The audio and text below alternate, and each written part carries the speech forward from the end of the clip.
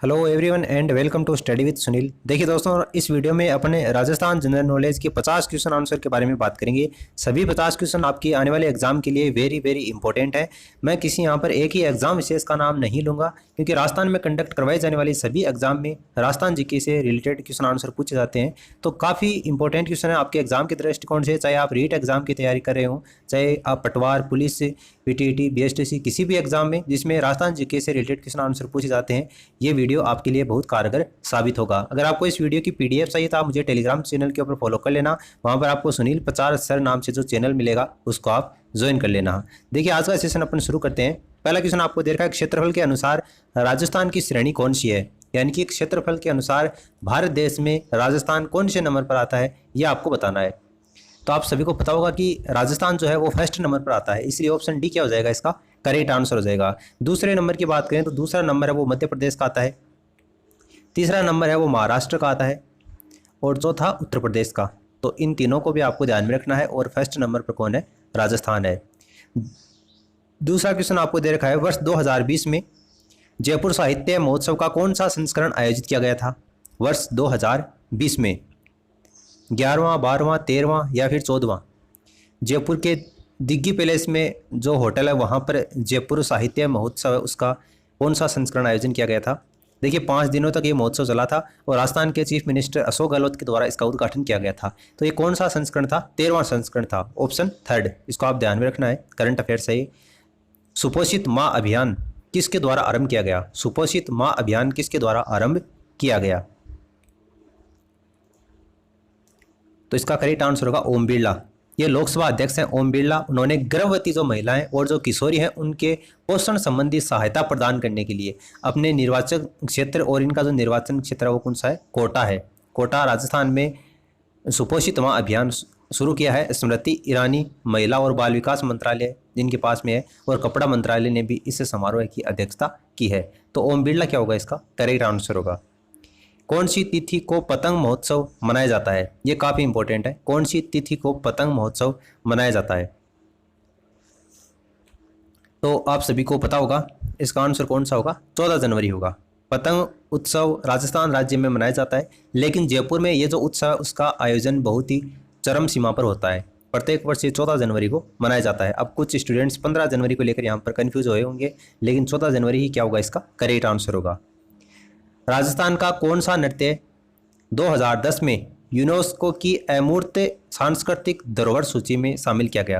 राजस्थान का कौन सा नृत्य 2010 में यूनेस्को की अमूर्त सांस्कृतिक धरोहर की सूची में शामिल किया गया। काफ़ी बढ़िया क्वेश्चन है। इसका करेक्ट आंसर कौन सा होगा, भवाई होगा। भवाई नृत्य राजस्थान का एक लोक नृत्य है और 2010 में यूनेस्को की अमूर्त सांस्कृतिक विरासत सूची में इसको शामिल किया गया। मांड किस क्षेत्र का प्राचीन नाम है, मांड कौन से जिले का प्राचीन नाम है, यह आपको बताना है। सारे क्वेश्चन बहुत बढ़िया क्वेश्चन है। कौन से मांड गाय का कहाँ की फेमस है, जैसलमेर की है, आप सभी को पता होगा। राजस्थान के मुख्य अभ्रक उत्पादक जिले देश हैं। राजस्थान के मुख्य अभ्रक उत्पादक जिले कौन से हैं, यह आपको बताना है। देखिए, राजस्थान की जो मुख्य अभ्रक बेल्ट है वो जयपुर में उदयपुर से राजस्थान तक फैली हुई है। 96 किलोमीटर की औसत चौड़ाई के साथ में ये 332 किलोमीटर लंबी है, और भीलवाड़ा के पास में इसके मध्य भाग में काफ़ी ये विस्तृत इसका फैलाव है। मुख्य जो अभ्रक है उसमें अजमेर आता है, भीलवाड़ा है और जयपुर जिला, ये तीनों जिले आते हैं, इसलिए ऑप्शन फर्स्ट क्या हो जाएगा, इसका करेक्ट आंसर हो जाएगा। वतनरी फुलवारी राजस्थान की अमूल्य सांस्कृतिक विरासत को डैश वॉल्यूम में विभाजित किया गया। वतनरी फुलवारी,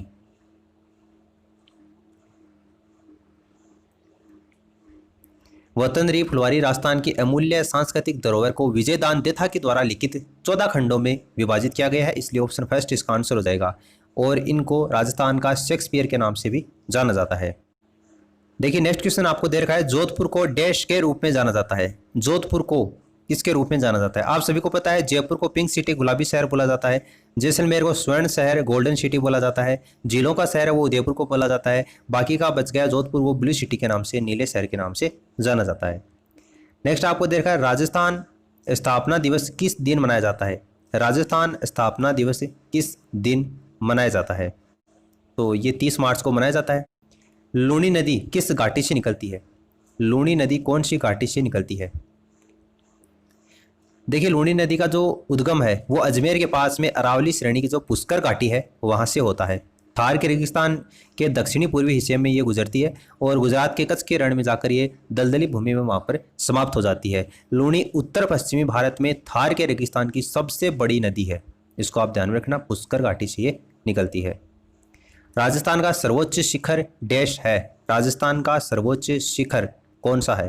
तो ये तो आप सभी को पता होगा, गुरु शिखर है। अरावली पर्वतमाला का सबसे ऊंचा शिखर है। इसकी जो ऊंचाई है वो 1727 है। आपको अगर 1732 ऑप्शन में देखने को मिले तो आपको ज़्यादा कन्फ्यूज होने की ज़रूरत नहीं है। शेर जो चोटी है वो सिरोही जिले में स्थित है और शेर चोटी की जो ऊंचाई है वो 1592 मीटर है। इसके अलावा तारागढ़ की बात करें तो ये राजस्थान के अजमेर जिले में है और इसकी जो ऊंचाई है वो 870 मीटर है। पुष्कर मेला कब मनाया जाता है? पुष्कर मेला कब मनाया जाता है? राजस्थान के पुष्कर झील के किनारे पुष्कर शहर में आयोजित एक शानदार 5 दिन तक ये मेला चलता है। ऊंट और पशुधन मेले के नाम से भी इसको जाना जाता है। कार्तिक मेले के नाम से भी इसको जानते हैं। तो ये कार्तिक एकादशी के पवित्र उत्सव के साथ में ये मनाया जाता है, इसलिए इसमें कार्तिक एकादशी क्या हो जाएगा? इस क्वेश्चन का करेक्ट आंसर हो जाएगा। ब्रह्मा जी का जो मंदिर है वहीं पर है। निम्न में से कौन सी ऊंट की एक नस्ल नहीं है? ऊंट की कौन सी नस्ल नहीं है वो आपको बताना है।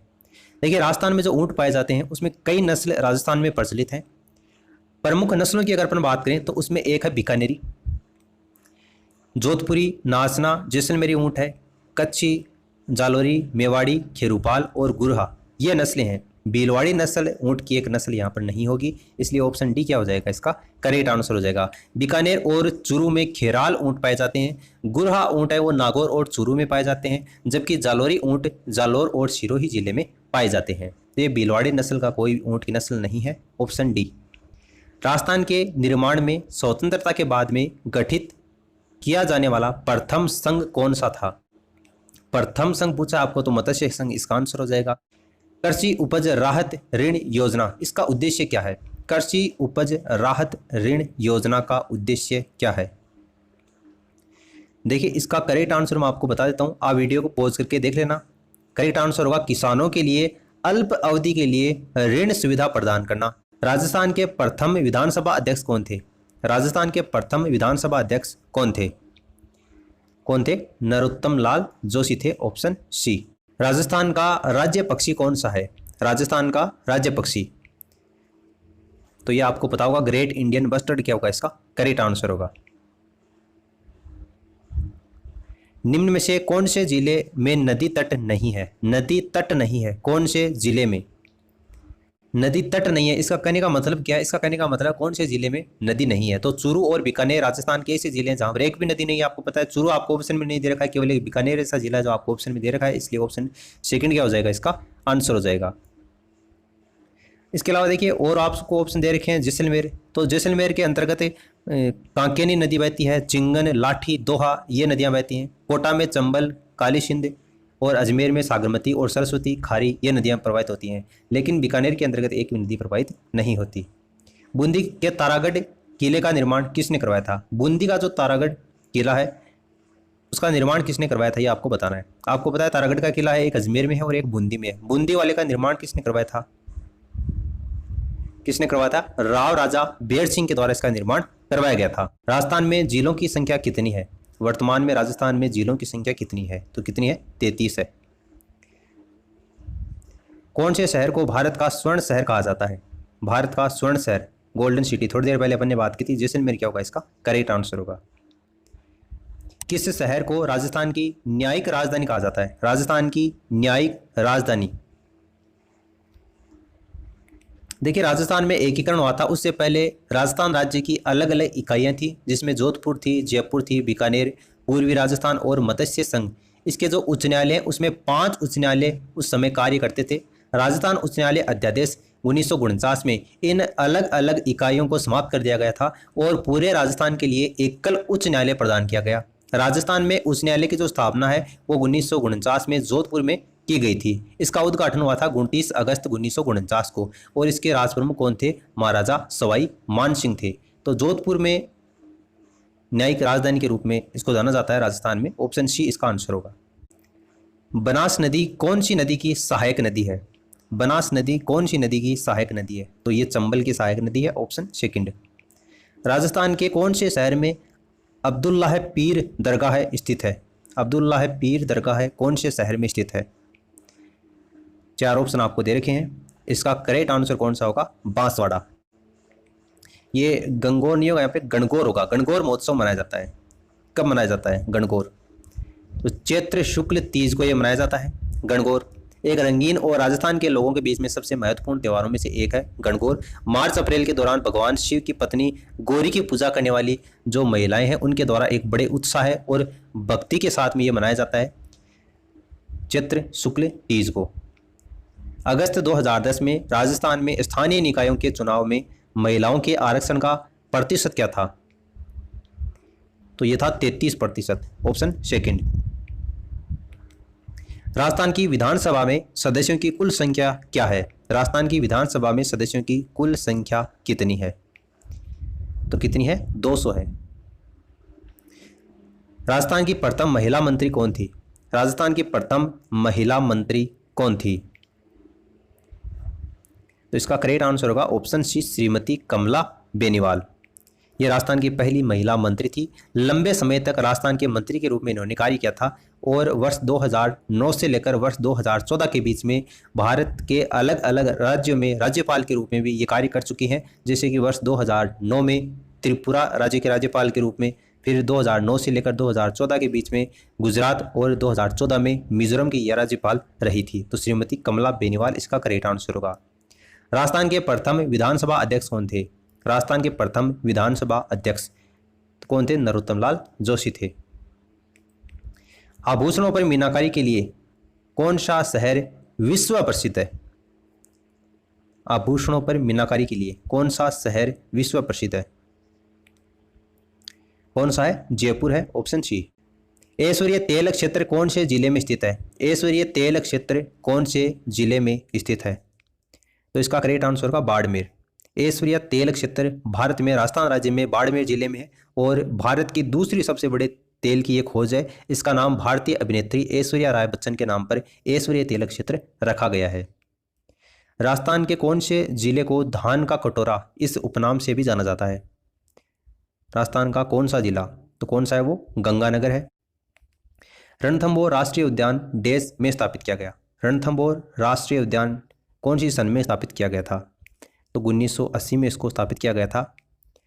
भारत का उत्तर भारत का ये सबसे बड़ा राष्ट्रीय उद्यान है जो कि 22 वर्ग किलोमीटर में फैला हुआ है और रणथंभौर राष्ट्रीय उद्यान को भारत सरकार के द्वारा 1955 में सवाईमाधोपुर खेल अभ्यारण्य के रूप में इसको स्थापित किया गया था। बाद में 1973 में प्रोजेक्ट टाइगर रिजर्व के रूप में घोषित कर दिया गया और सन 1980 में रणथंभौर एक राष्ट्रीय उद्यान का दर्जा इसको प्राप्त हुआ था। तारागढ़ पहाड़ियों की तलहटी के ऊपर कौन सा शहर स्थित है? तारागढ़ पहाड़ियों की तलहटी पर कौन सा शहर स्थित है? तो तारागढ़ का आप सभी को पता होगा अजमेर क्या होगा? इसका करेक्ट आंसर होगा। पिछोला झील निम्न में से कौन से शहर में स्थित है?